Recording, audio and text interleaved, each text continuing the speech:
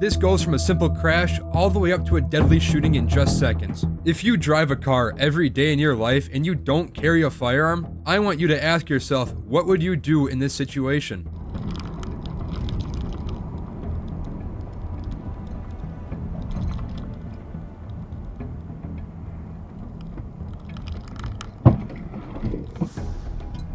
What are you doing?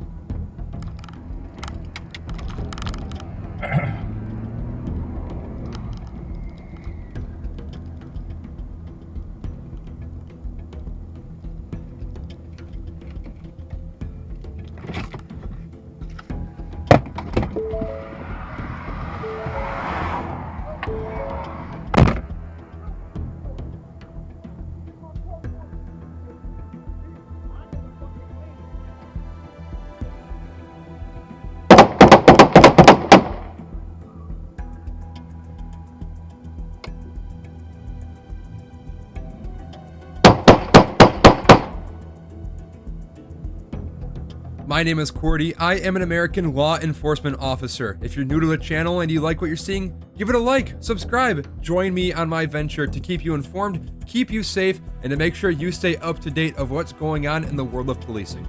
Today's incident happened 5 days ago on October 8th or so in Milwaukee, Wisconsin. While researching for this, I found out Milwaukee is such a crap hole. I tried to look up this shooting, and 5 more shootings have happened since then that I couldn't even figure out which incident this shooting had the articles related to.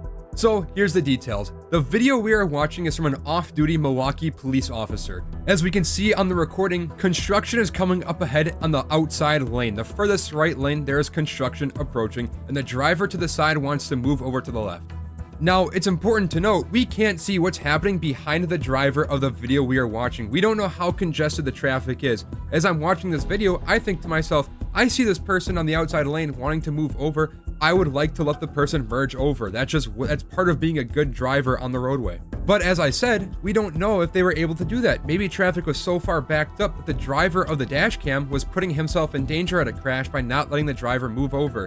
What the driver on the outside lane should have done was slow down until there's a gap and then merged over instead of forcing himself over, causing the crash. If I'm working and I get sent to this crash, I am saying the driver on the outside lane is at fault.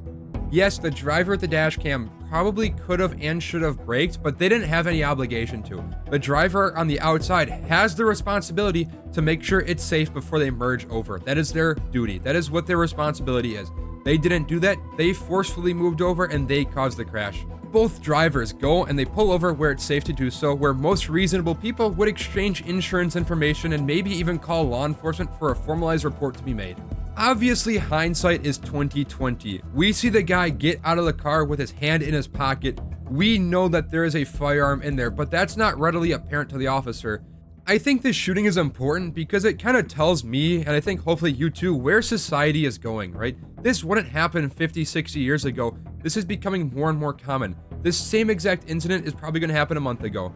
We don't know where. That's why I'm making this video, so I can tell you to be careful. It took just a matter of seconds for the guy to get out of the car, walk over to the dash cam car, and then he pistol whips them with a handgun. That's not normal behavior. If someone hits my car, I'm gonna be freaking pissed off, right? I could yell maybe at the absolute most. I could get frustrated. That's reasonable. It's not nice, but it's reasonable to get upset. But to do something like that, that's insane. That's crazy behavior. I also want to give this cop credit for his draw time. I timed it on a stopwatch from the second he gets pistol whipped in the face to the second he draws down and fires a round. I had it at 2.72 seconds. That is absolutely incredible timing. The cop's draw speed and rounded delivery was so fast that by the time the suspect was able to comprehend what was happening, he wasn't able to raise his own firearm and deliver a round in time. He got shot within 3 seconds, less than 3 seconds. After he pistol whips a guy, he gets shot. And to be honest, that's why you train. That is why if you have a firearm, if you don't buy one, I recommend you should, but that's not my point to tell you. If you have a firearm, it is so important to train. Train your draw, get rounds on target, so if this ever happens to you, you're not wasting your time fiddling around with your gun. You are able to quickly and swiftly draw and get rounds on target, because that is how you stop a threat, especially how we saw in this situation. And if you're asking, is the shooting justified? Hell yeah, it's justified. You just got pistol whipped in the face by a handgun. and someone's gonna try and make the argument that it's not justified, this is justified all day. How do you not think your life is in danger when you get pistol whipped? That's insane. You don't believe me as a police officer? Listen to the family. I think some of my remarks as it relates to our investigation of a civil rights matter, somewhat unique. We have had an opportunity to review the video, but today I want to now take this moment to address what we did see. And again, this is something that oftentimes I don't think I've ever come before and did a press conference and said this, but we will acknowledge that we do believe that this officer-involved shooting was justified. This is the first time in so long I have seen a family say, oh, it was justified, he was in the wrong. I love this. I love seeing this. I want to donate to this family because I feel bad. They are taking accountability. They are saying that the family member was wrong. I want to see more of this. I want to donate to funeral expenses or whatever expenses they need. Maybe I'm in the uncommon opinion here, but this is good behavior. This is accountability for something they didn't even do. They weren't there. They didn't pistol whip the police officer, but they're the ones who are saying that this was bad. And for you and I watching this, we know it's incredibly justified, right? That's not really an opinion. This is a fact. Like, it's pretty damning what we just saw. But that didn't stop the media from trying to put a spin on it. Get this for a headline. Fox 6 News Milwaukee put out, off-duty Milwaukee police officer shoots, kills armed man after minor accident. Are you serious? Minor accident? The guy got pistol whipped in the face.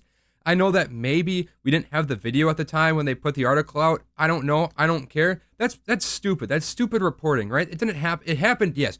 If you look at it factually, it happened after a minor incident or minor accident or traffic collision. But the article reads like that. The cop just hits them, or they get into a crash. The cop just shoots and kills them. That is how it reads, right? That's bad journalism. And that's exactly why, might be it for another video, but that's a huge problem right now, right? It's bad journalism. Shit happens. It gets spewed so weirdly, and then that happens. Stupid reporting. Like I said in the intro, this could happen to you. I don't want to see this happen to you. That's why I'm making this incident, okay? Take the proper steps to keep yourselves, keep your family, keep people around you safe, and notice the danger signs before they happen. Notice them before they are too late. In our society, violence is happening more and more often. It's happening every day across the country. You don't think it's going to happen to you tomorrow? How do you know that? How do you know that you're not going to be the driver that we saw on the dash cam tomorrow? You don't know. Take the proper steps. Keep yourself safe. Get yourself some training. Take care.